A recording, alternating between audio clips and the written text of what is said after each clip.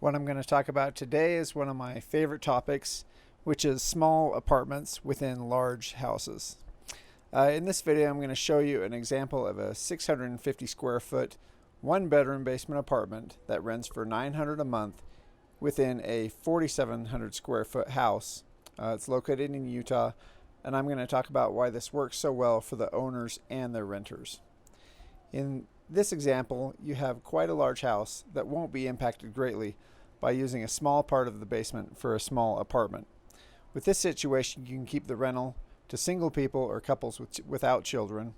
This is opposed to a situation where you rent out the entire basement of 2,000 square feet or more. This size is too expensive for a couple, and renting it out to a larger family or larger group prevents much more impact to the homeowner.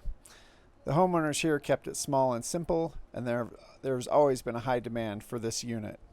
All over America, what has been happening over the last 40, 50, 60 years is that the average house size has been increasing, while the household size, or the number of individuals living in an average household, has been decreasing.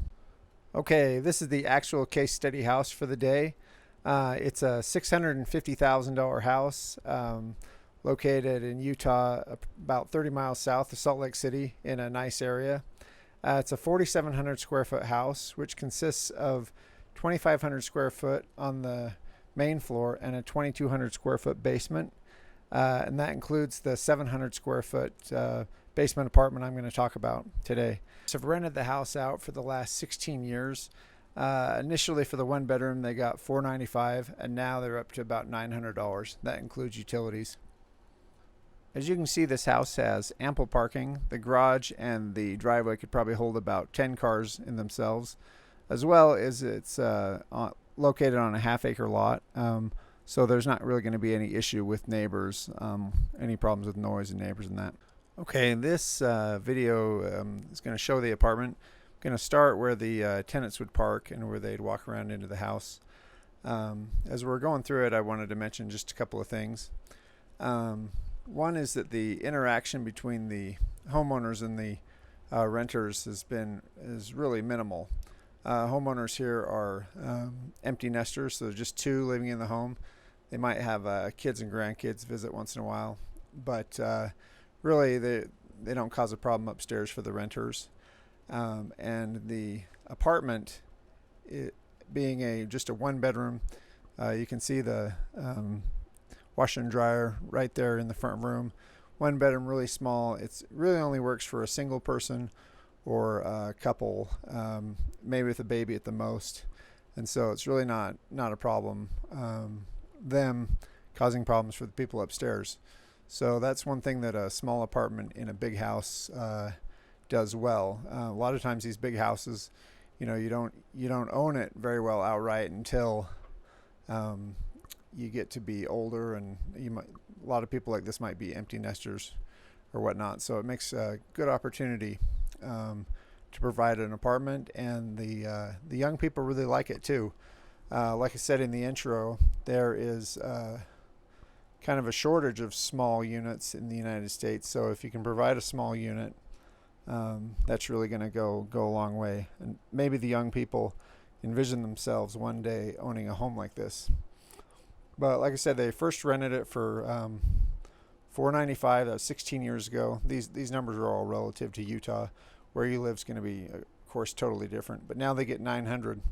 And now I'm going to go through a little bit of how that $900 would help with a mortgage, or in this case, they're retired people, and help supplement their Social Security. One last thing I wanted to mention is that the rest of the basement that's not part of the basement apartment has this kitchenette area, which includes a space for a fridge and a stove hookup. So if you wanted to rent the basement apartment and then rent the rest of the basement to family or something, then you could hypothetically do even better and bring in around $2,000 in rent. As a side note, the city where it's located, when they went to permit this apartment, didn't give them any trouble. The extra fees were very minimal, almost nothing, and they didn't have a lot of onerous regulations where they had to have separate utilities or separate heating system or anything like that. Next, I want to present 3 scenarios on how the income from the basement apartment would affect the mortgage on this $650,000 house. Okay, first I'll go over the assumptions. This is for the purchase of a house in Salt Lake City suburb in the mid-2020. Sales price, again, $650,000. A decent interest rate of 3.25%. And taxes, insurance in all scenarios would be about $300 a month, and it would be for the 1-bedroom basement apartment would rent for $800 to $900 a month. Okay, in this first scenario, we're going to say that you get a mortgage for the entire purchase price, $650,000. They give you a pretty hefty total payment, $3,100. But if you rent it, it would bring that down sizably to a much more manageable payment of $2,200.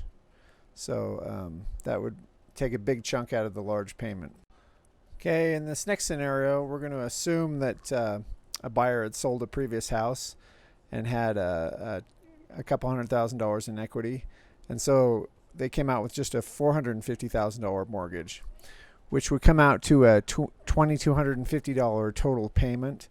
But if you add in the apartment rent, the total out of pocket would only be $1,350. And $1,350 is not much more than you'd have to pay for this starter house that you see here.